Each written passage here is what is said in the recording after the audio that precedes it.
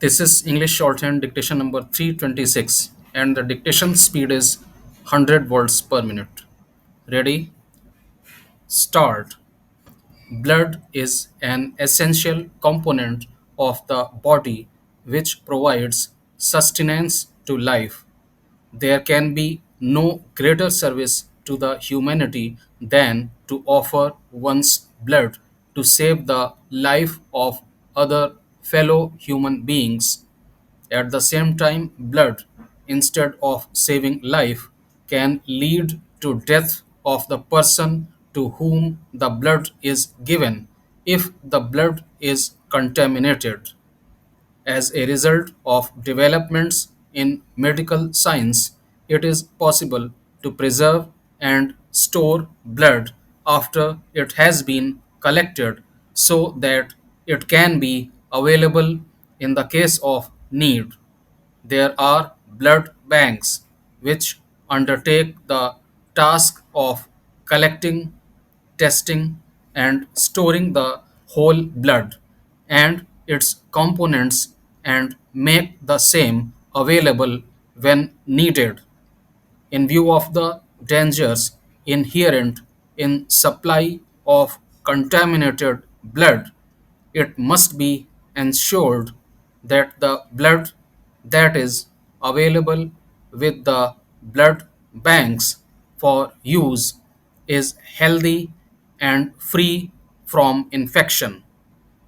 In this petition, filed by way of public interest litigation under Article 32 of the Constitution, the petitioner has highlighted the serious deficiencies and shortcomings in the matter of collection, storage, and supply of blood through the various blood centers operating in the country and has prayed that an appropriate writ order or direction be issued directing the Union of India and the states and the union territories which have been impleaded as respondents in this petition to ensure that proper, positive, and concrete steps in a time bound program are immediately initiated for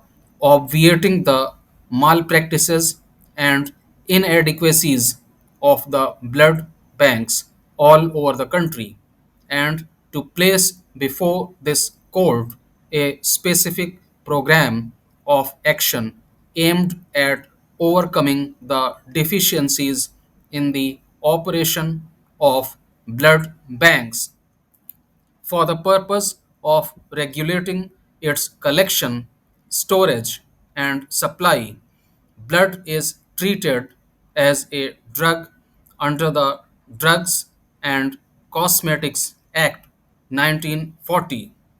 In the Drugs and Cosmetics Rules 1945 made under the Act, provisions regarding equipment and supplies required for a blood bank were inserted with notification dated June 24, 1967.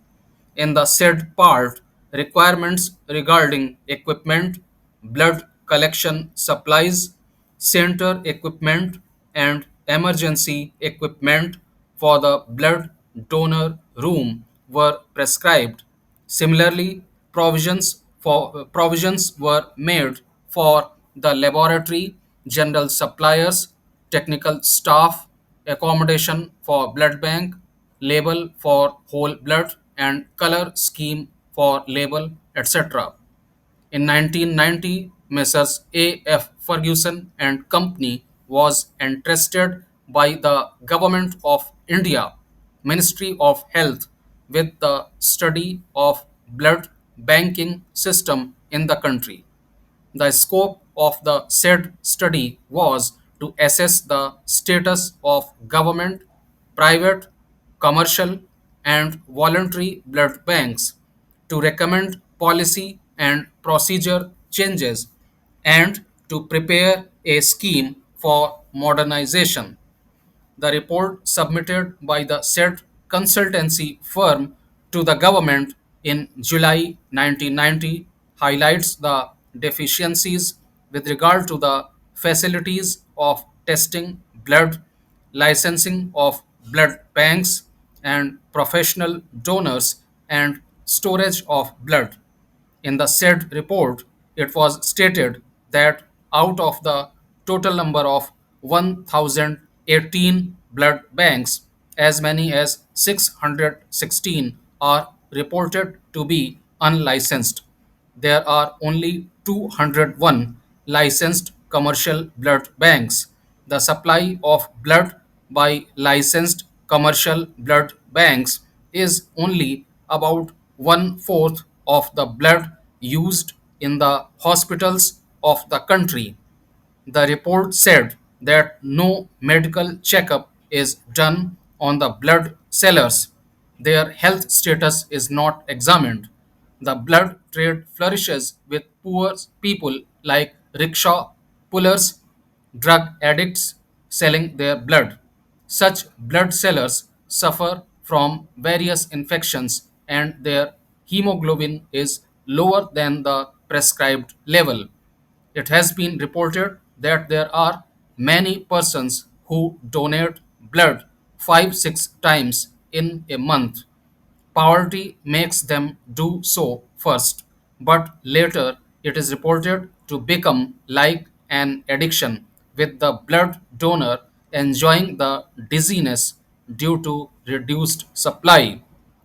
It is a mandatory requirement to conduct tests on blood, which is to be administered to a patient or to be issued to hospitals for transfusion.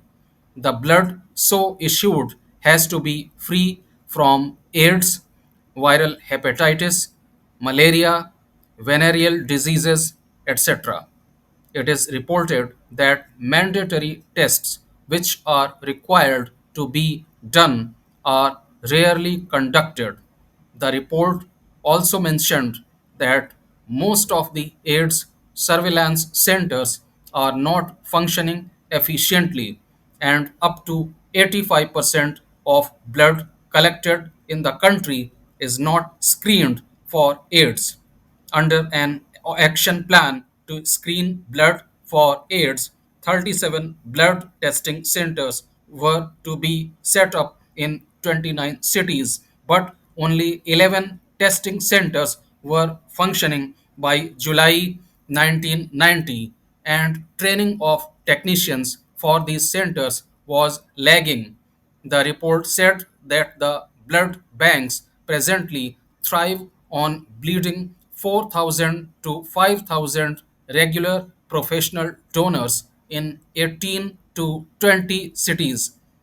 The professional blood donors, which include many women, are reported to be victims of ill health, low hemoglobin levels, and many infections, and are bled at frequent intervals by the commercial blood banks. Storage facilities in the blood banks are far from satisfactory. The blood banks have necessarily to possess facilities like refrigerators exclusively for storage of blood with a specified range of temperatures for ensuring safety of blood. In the existing blood banks, many items of equipment remain unattended for years. Electricity failures are frequent and generators are a rarity. This applies not only to commercial blood banks but even to some of the government hospitals. Many items of the basic equipment needed for blood banks are not available, and a good part of them do not have even adequate storage facilities. As per the report, many of the blood banks are located in unhygienic environment and they collect and store blood in very dirty conditions. In some places, strong middlemen operate for the blood banks by arranging for donors. The middlemen dictate the charges to be paid and take a heavy commission, and selection of donors disregards the level of health